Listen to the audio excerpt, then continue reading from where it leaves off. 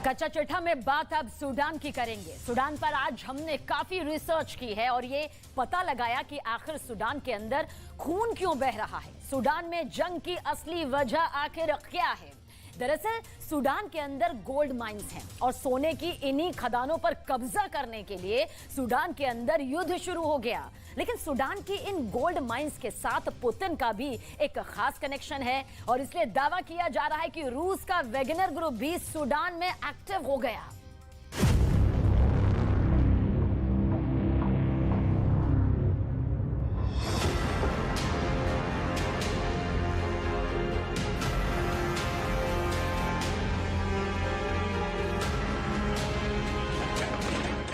क्या सूडान के अंदर जारी खून खराबी की वजह सिर्फ दो जनरल हैं?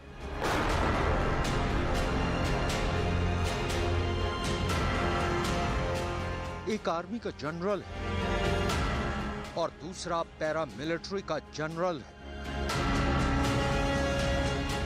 क्या सूडान सिर्फ दो जनरलों की महत्वाकांक्षा की जंग है या फिर सूडान यूक्रेन की जंग का ही एक और मोर्चा है? क्या सूडान में पुतिन के खिलाफ साजिश हुई? आखिर ऐसे वक्त में सूडान क्यों सुलगा है? जब पुतिन की आर्मी यूक्रेन के अंदर जंग लड़ रही है, क्या जब आर्थिक प्रतिबंध लगाने पर भी अमेरिका और यूरोप के देश रूस पर कोई खास असर नहीं डाल सके, तो अब सूडान को निशाना बनाया गया है।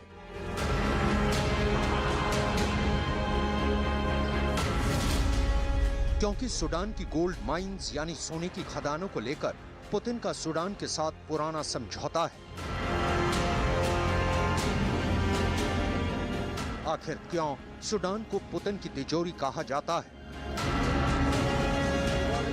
क्या पुतिन की ये सोने की तिजोरी ही खतरे में पड़ गई है?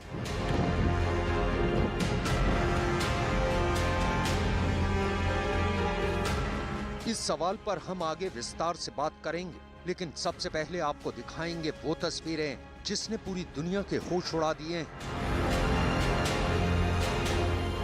दरअसल सूडान विदेशी नागरिकों से खाली हो रहा है। सूडान में रहने का मतलब अपनी मौत को दावत देना है। यही वजह है कि अमेरिका का दूतावास भी खाली हो चुका है। अमेरिका के दूतावास के तमाम कर्मचारी और राजनयिक दूतावास छोड़कर जा चुके हैं और अब तमाम देशों के नागरिकों को सूडान से बाहर निकालने की जद्दोजहद शुरू हो चुकी है। भारत सूडान में ऑपरेशन कावेरी चला रहा है। ऑपरेशन कावेरी का लक्ष्य सूडान से भारतीयों को बाहर निकालना है।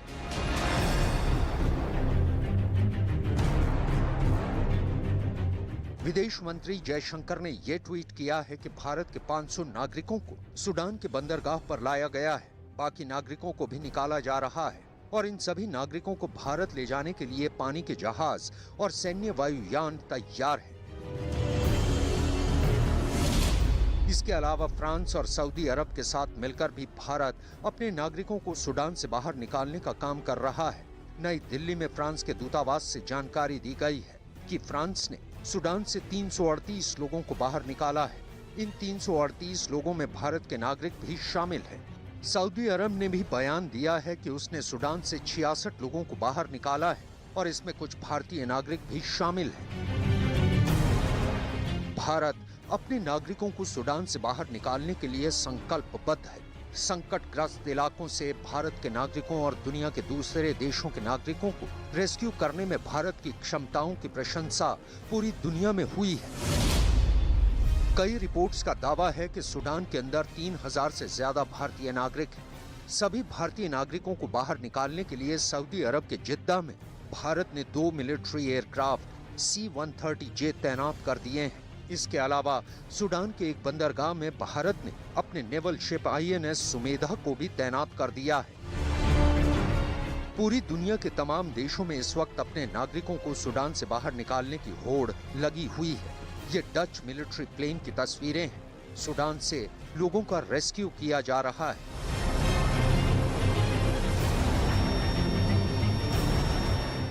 चीन भी अपने लोगों को सूडान से निकालने के लिए काफी बेचैन और परेशान दिख रहा है। 目前，外交部已经派出工作组赴前方开展工作。第一批人员已经安全撤至苏丹邻国。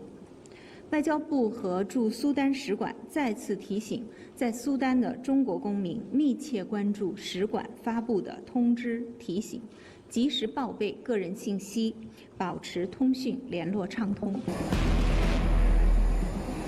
स्पेन ने भी अपने नागरिकों को निकालने के लिए सैन्य विमान सूडान की राजधानी में भेजा है। जर्मनी का एक विमान भी अपने नागरिकों को सूडान से निकालकर बर्लिन पहुंचा है।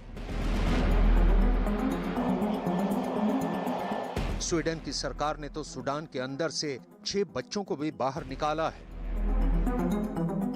Går kväll vid 17-tiden lämnade en konvoj eskorterad av Frankrike, Sudans huvudstad Khartoum med destination det norra militära flygfältet norr om huvudstaden. बाकी देशों के तो सिर्फ नागरिकों की सुरक्षा ही दांव पर लगी हुई है, लेकिन रूस के लिए मुसीबत बहुत बड़ी है, क्योंकि रूस और सूडान के बीच एक बहुत बड़ा समझौता हुआ था और इस समझौते में सूडान के कई प्राकृतिक संसाधनों का लाभ रूस को मिलना था। रूस पर अमेरिका और यूरोप के देशों ने कई आर्थिक प्रतिबंध लगाए, लेकिन इसके बावजूद भी रूस की अर्थव्यवस्था पर कोई खास असर नहीं पड़ा। इसकी वजह यह भी है कि रूस के कई अफ्रीकी देशों में निवेश है, जहां से पुतिन की सरकार को आर्थिक लाभ हो रहा है। इजिप्ट जैसे एक अफ्रीकी महाद्वीप का देश तो रूस को रॉकेट्स की सैन्य मदद भी भेज रहा है।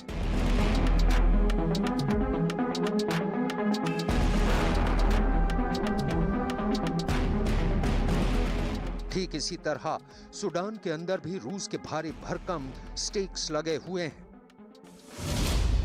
साल 2017 में सूडान के तत्कालीन राष्ट्रपति उमर अल बशीर ने रूस का दौरा किया था। मॉस्को में बशीर ने पुतिन के साथ कई समझौतों पर हस्ताक्षर किए थे। इस समझौते में तय हुआ था कि लाल सागर के एक बंदरगाह में रूस का नौसेना बेस बनाया जाएगा। इसके अलावा सूडान की गोल्ड माइन को लेकर भी करार हुआ, जिसमें यह तय हुआ कि रूस सूडान के अंदर गोल्ड प्रोडक्शन को बढ़ाएगा।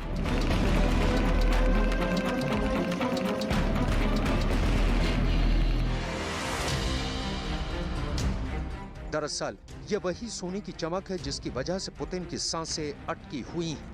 पश्चिमी मीडिया पहले ही ये दावे कर चुका है कि पुतिन ने अपनी प्राइवेट आर्मी वैगनर को सूडान में उतार दिया है। पुतिन के खास हिटमैन प्रिगोजिन पर पहले ही ये दावे किए गए थे कि वो अफ्रीका महाद्वीप के किसी देश में जा सकता है। अब सवाल ये उठता है कि क्या सूडान को लेकर जिस तरह पुतिन और रूस की वैगनर आर्मी पर आरोप लग रहे हैं, उसकी वजह यही सोने की खदानें हैं। साल 2017 में रूस और सूडान के बीच गोल्ड माइन एग्रीमेंट हुआ। साल 2021 में रूस ने सूडान के अंदर 100 टन ज्यादा सोना निकाला था। सबसे बड़ी बात यह कि सूडान के वित्त मंत्रालय के आंकड़ों के मुताबिक सूडान का 70% सोना रूस की सरकार को निर्यात किया जा रहा है। पुतिन का दिमाग कितना तेज काम करता है, ये सूडान और रूस के बीच हुए गोल्ड माइन के एग्रीमेंट से पता चलता है। और यही वजह है कि अब सूडान के अंदर एक खूनी गदर मचा हुआ है। क्या अमेरिका सूडान को अस्थिर करके वहां पर रूस के राष्ट्रीय हितों को कमजोर करना चाहता है? सूडान की परिस्थितियों का अंदाजा आप इस बात से लगा सकते हैं कि आम लोगों ने भी सूडान के अंदर अपने घरों के दरवाजे बंद कर लिए हैं, लेकिन फिर भी वो बहुत ज्यादा डरे हुए हैं, क्योंकि बाहर से लगातार फायरिंग की आवाजें आ रही हैं। सूडान में गली गली में बम विस्फोट से लोग मारे जा रहे हैं, लोग बुरी तरह घायल हो रहे हैं। सूडान के अंदर हो रहे संघर्ष में अब तक करीब 4000 लोग घायल हो चुके हैं। सूडान में कम से कम 450 से ज्यादा लोगों के मारे जाने का आंकड़ा बताया जा रहा है, जो शुरुआती है। यानी सूडान में मरने वालों के आंकड़ों में भी तेजी से इजाफा हो रहा है। सूडान के अंदर एयर स्ट्राइक हो रही है, लड़ाकू विमानों से लड़ाकू विमान टकरा रहे हैं। ये तस्वीर सूडान की है, जिसमें साफ नजर आ रहा है कि एक लड़ाकू विमान से निकले मिसाइल ने दूसरे लड़ाकू विमान पर सटीक निशाना लगाया। फाइटर जेट्स की ये फाइट दुनिया में खूब देखी जा रही है। सूडान की गलियों में खूनी संघर्ष चल रहा है। लोग एक दूसरे की खून के प्यासे हुए जा रहे हैं। ये बताना भी जरूरी है कि आखिर सूडान के अंदर संघर्ष की वजह क्या है। सूडान में गृह युद्ध क्यों हो रहा है?